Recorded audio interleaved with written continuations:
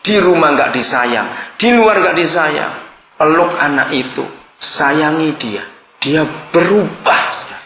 Karena kasih itu kebutuhan pokok semua orang. Kasih. Jadi sepanjang perjalanan saya nggak melayani doakan si anak, papa mamanya saya urus. Untuk minta ampun, minta maaf. Si istrinya menangis waktu saya tebak langsung kau hamil sebelum menikah. Malu si suami ini. Ayo kita bertobat. Minta ampun. Jumat siang saya telepon mereka. Beritanya luar biasa. Sejak Kamis malam setelah siang didoakan, pertama kali anak ini nggak banting apa-apa di rumah. Begitu cepat perubahannya, cuma berapa jam saja. Anak itu paling peka terhadap papa mamanya, ya atau tidak? Anak itu makhluk yang paling tahu ada apa di rumah. Maka itu kalau kita di rumah kejam suami istri, bertengkar, kita akan melahirkan anak-anak monster, saudara. Lu benar, monster itu akan keluar dari rumah, ke sekolah, kemana. Jadi jahat anak-anak itu. Mereka nggak salah, kita yang salah. Begitu mari sebagai papa mama, kita itu benar dan berkenan kepada dia. Kita buka. Kasih itu kekuatannya luar biasa. 1 Tesalonika pasal yang kedua.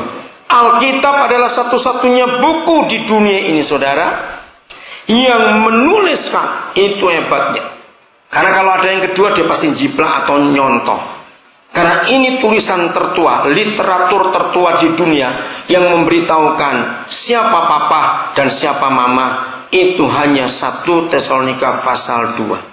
Disinilah kasih itu dinyatakan. Maka itu papa mama suami istri hiduplah di dalam kasih, penuh pengampunan, anak-anak kita akan aman.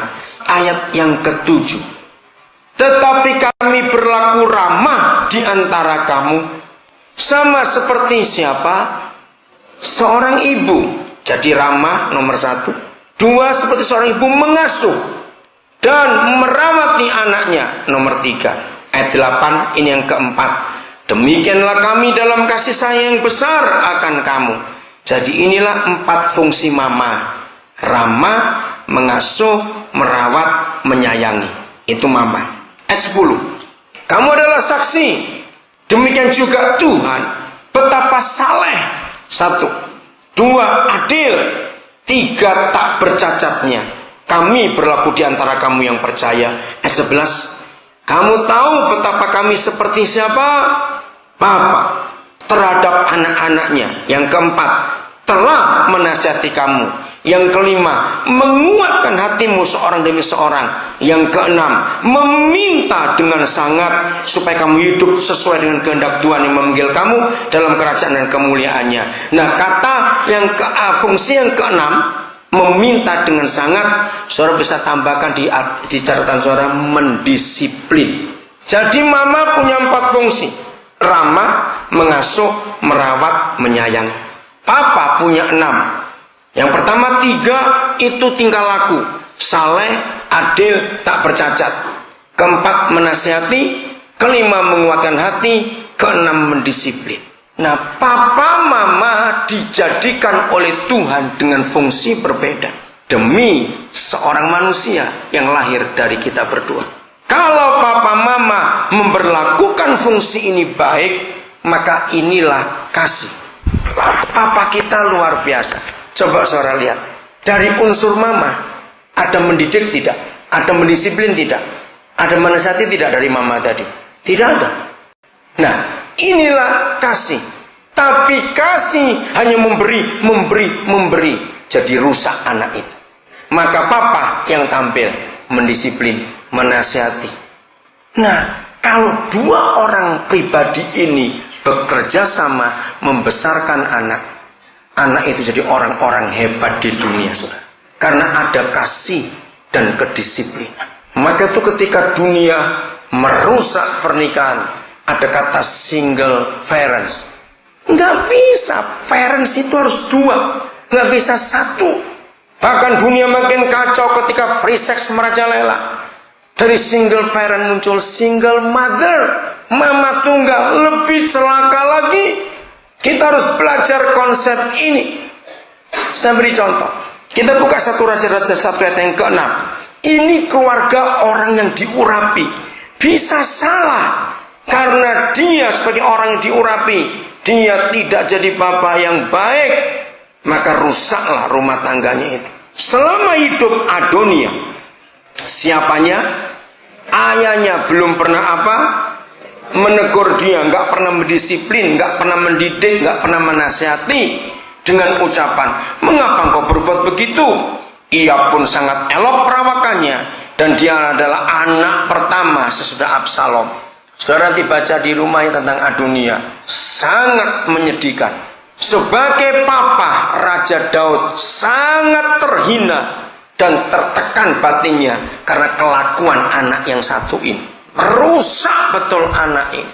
Dengar saudara, mengapa Adonia rusak?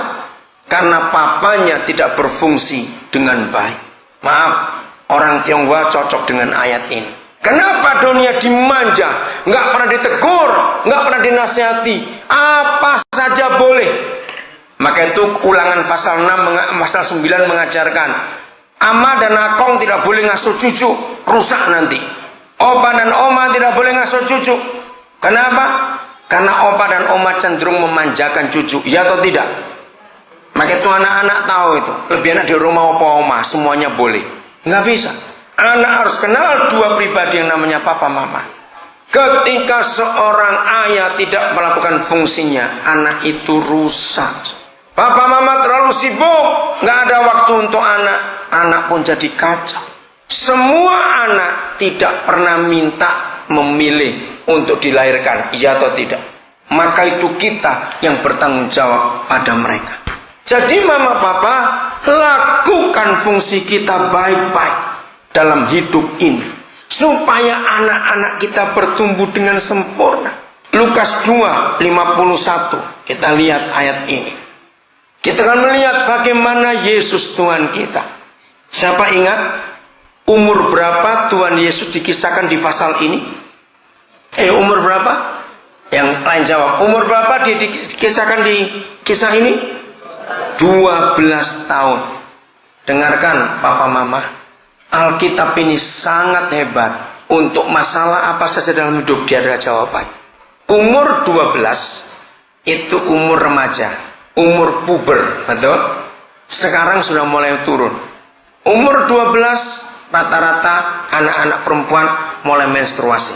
Anak laki mulai berubah, jakunnya mulai keluar, suaranya mulai gede.